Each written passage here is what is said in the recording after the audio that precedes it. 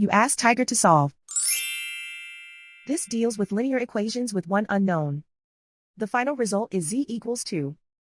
Let's solve it step by step. Group all z terms on the left side of the equation.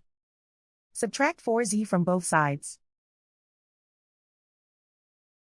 Group like terms. Simplify the arithmetic.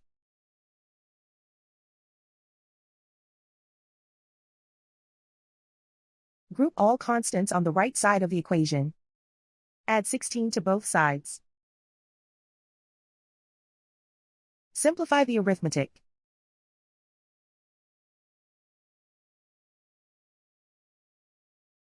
Isolate the z. Divide both sides by 8. Simplify the fraction.